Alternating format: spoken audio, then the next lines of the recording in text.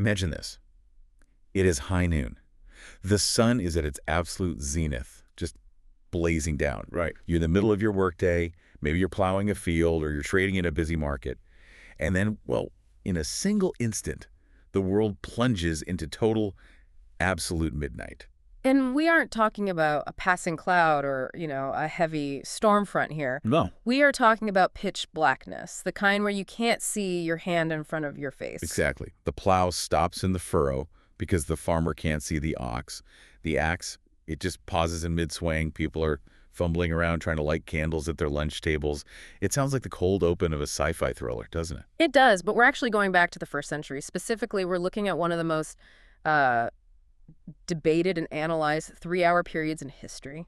Today we are doing a deep dive into the 3 hours darkness. And our map for this is, it's really fascinating. We aren't just reading the historical account. We're looking at a forensic analysis delivered by C.H. Spurgeon. Right. This comes from a sermon actually delivered on the morning of April 18th, 1886. And regardless of where you stand religiously, Spurgeon is a master analyst. He treats this event not just as a story, but as a piece of evidence that needs to be taken apart and examined. So we've got a Victorian-era orator breaking down an ancient event. And what I love about this source material is that Spurgeon approaches it like a detective. He wants to know why the lights went out. Yes. What did it mean for the people on the ground? What was the intense symbolism behind it? It's essentially a study in symbolism and, atmospheric pressure. It is. Spurgeon argues that this darkness functioned in 3 very specific ways. Okay. As a veil, as a symbol, and as a display of sympathy. Okay, let's unpack this, because the first thing Spurgeon tackles is the impossible nature of the event itself.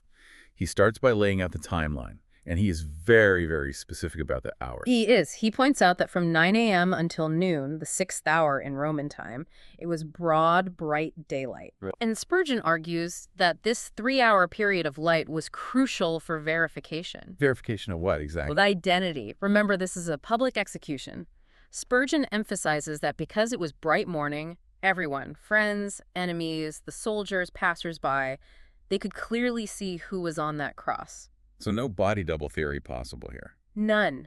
They could see the specific details. They saw the sign above his head. They saw his face.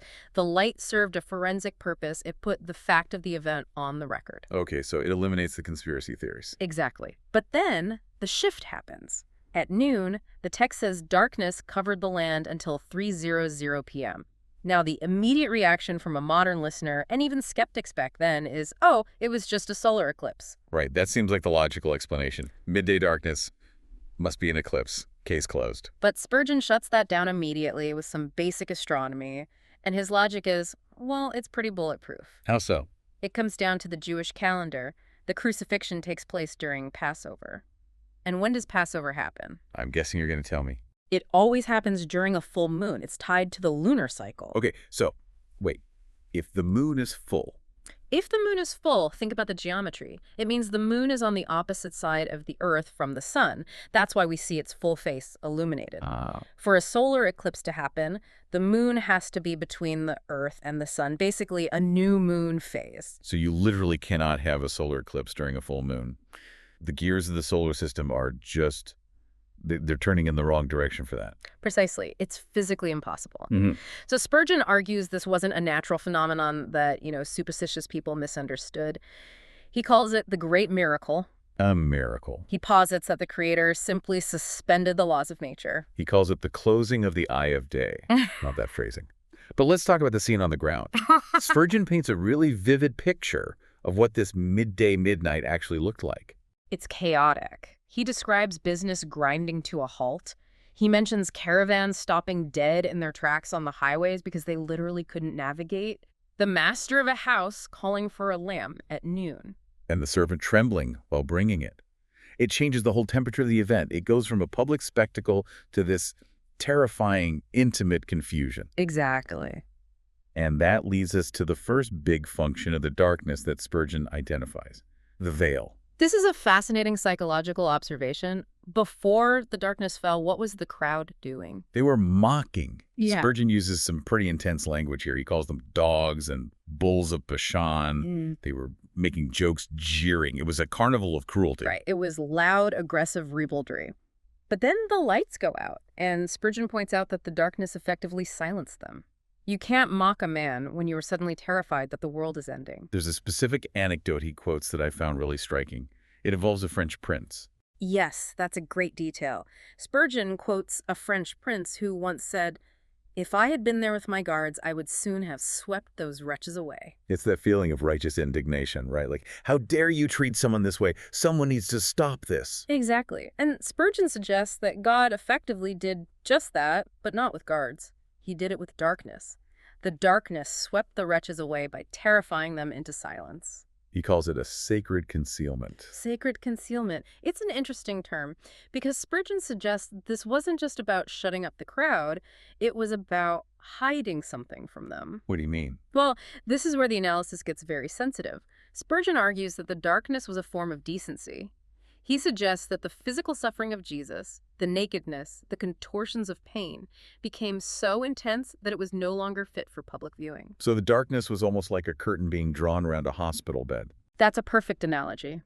He posits that God covered the infamy because he could no longer bear to look at the sin of the mockers, but also he wouldn't allow the mockers to gaze upon the worst agonies of his son. It stripped them of their voyeurism. It did. It prevented the crowd from seeing the ultimate depths of the physical suffering. That Right. feels like a very human interpretation of a divine event, the idea of granting privacy to the dying. It is. But Spurgeon takes it a step further into the theological. He argues that there was a spiritual transaction happening in those 3 hours that was simply too deep for human eyes. Meaning what, exactly? Well, he talks about the concept of substitution, the idea of Right. Jesus dying for others, taking on a debt that wasn't his. Well- Spurgeon says we can understand that concept intellectually, we can say the words, but the actual reality of it, the spiritual weight of that transaction, was a mystery. So it had to happen in the dark. It had to happen in the dark because it was beyond human comprehension. It was a miracle of patience and love wrought in silence. The darkness says, you can't see this, you can't understand the mechanics of this, you just have to know it's happening. It's a boundary marker. It's the universe saying, clear the room. Okay, so let's move to the second big theme. Darkness as symbol and sympathy. Spurgeon talks a lot about how nature itself seemed to be reacting. This is the poetic side of Spurgeon. He draws a parallel between the Sun of Righteousness, a title for Jesus, and the physical sun in the sky. Ah, okay. His argument is, if the Creator is setting in blood, the creation must go into mourning. If the Maker dies, the machine stops. That's a powerful way to put it. He suggests nature is linked to its creator. When he suffers, the earth trembles and the sky goes black. It's a sympathetic reaction. And he brings in this really cool legend to illustrate this, the story of the Egyptian pilot. Yes, the legend of Chemist. It's actually recorded by the Greek historian Plutarch. The story goes that an Egyptian pilot navigating a river heard a voice coming from the reeds whispering, "The great Pan is dead."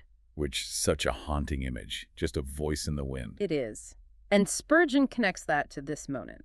He's saying that the God of nature was expiring, and the earth recognized it even if the people didn't. The physical world was more in tune with the reality of the situation than the humans were. But it's not just sympathy, it's also a symbol of wrath. Yes. This is the heavier side of the analysis. Spurgeon compares this darkness to the horror of great darkness that Abraham felt in the Old Testament. He argues that the darkness symbolized the withdrawal of comfort. And this connects back to the internal experience of Jesus. Spurgeon seems to think the physical darkness was a mirror. That's a key insight. You have to look at the internal and external together. He emphasizes that Jesus wasn't just suffering physically, he was distraught. He was bereft of spiritual comfort. He uses this phrase that Jesus was bearing the weight of 10,000 hells. 10,000 hells. It's immense. It's hard to even wrap your head around that kind of metaphor. It is, and it's meant to be infinite. The darkness outside reflected that internal reality. He had lost the light of his Father's countenance. He was utterly alone. Which leads us to the idea of the battlefield. Spurgeon doesn't view this darkness as empty space. He views it as occupied territory. Right. He calls it the hour of the power of darkness.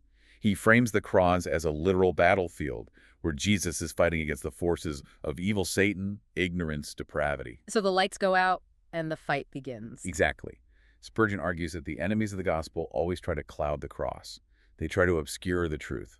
So this physical darkness was a manifestation of that spiritual attack, a concentrated effort to extinguish the light. And the interesting thing is when the light comes back, it's not just when the time runs out. It's triggered by something. It's triggered by a voice. The darkness only lifts when Jesus breaks the silence. This is the famous cry. Eloi, Eloi, lama sabachthani. My God, why hast thou forsaken me?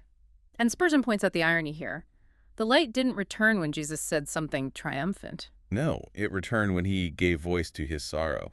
That is ironic. You'd expect the light to burst forth when he says, "It is finished," or something victorious, but it's the cry of abandonment that brings the sun back. Spurgeon notes that the light returns because the transaction is nearing completion. But notice the crowd's reaction. The darkness lifts, but the confusion remains. They hear him cry out. Some people think he's calling for Elijah. Right, because Eloi sounds like Elijah. It shows that even when the light started to return, the mental darkness of the onlookers was still there. They still didn't get it. They were looking for a prophet to come save the day, Yeah. completely missing the point. Yeah. Spurgeon then pivots toward the end to a more contemporary application. And remember, contemporary for him is 1886, but it feels pretty timeless. It really does. He talks about the state of the world as being in a constant state of travail. He mentions earthquakes in diverse places and political upheavals. He uses the phrase, overturn, overturn, overturn. Which frankly could be a headline from this morning. It could. Spurgeon's point is that as long as the world rejects this event, the cross, it remains in a moral and spiritual darkness. He argues that the world is waiting for a final resolution, just like the earth waited for the sun to return. But then he gets personal. And this was a part of the source material that actually moved me the most. He sort of breaks the fourth wall of the sermon. It's a moment of incredible vulnerability for a prince of preachers. He tells the congregation that he is in physical pain and that his mind feels frozen while he's delivering the sermon. He says he's quite unfit to preach, but he uses that. He uses his own condition to drive home the final point. He does. He says, essentially, I am in the dark right now. But he tells the listener that even in personal darkness, depression, pain, confusion, you can spy the candle in the window. He says the king's cellars are found in the dark, that the deepest truths, the wines on the lees, are only accessible when you're going through that darkness yourself. It's a powerful reframing. He's saying that the darkness isn't just a punishment or a battle, it's a vault. It's where the most valuable things are kept. So if Jesus went through it, then finding yourself in the darkness means you are actually near him. You're in the cellar where the good stuff is. That is a profound thought. It validates the struggle rather than just trying to fix it immediately. So let's zoom out. We've covered a lot of ground. We have. We've got this 3-hour blackout that acts as a veil, a symbol of the internal battle, and a sympathetic reaction from nature. And crucially, it distinguishes itself from a natural eclipse. It's presented as an intentional, supernatural intervention. It really forces you to look at the event differently. It's not just a backdrop. It's a character in the story. Absolutely. It turns the silence and the shadow into the loudest parts of the narrative. It effectively screams that something cosmic is shifting. Now, before we wrap up, there's one last thought from the text that I think is worth chewing on. Spurgeon talks about the nature of miracles. Yes. He touches on the idea that miracles aren't contradictions of nature, but rather the Creator reserving the right to act outside his own usual rules. If he made the rules, he can bend them. Right. And he leaves us with this provocation. If the sun went dark for a death, if nature went into mourning for the crucifixion, what kind of light might be expected for a resurrection? Ooh, that is a good question. We usually just picture the sun coming up on Easter morning, but he's implying something more. Spurgeon suggests that if the death caused a midday midnight, the life that follows must be a light that goes beyond just the return of the sun. It implies a new kind of illumination entirely. Not just a new day, but a new era of light. Something to ponder? That brings us to the end of this deep dive into the darkness. We hope this shed a little light on a very shadowy subject. Always a pleasure to explore the dark corners. Thanks for listening. We'll see you on the next deep dive.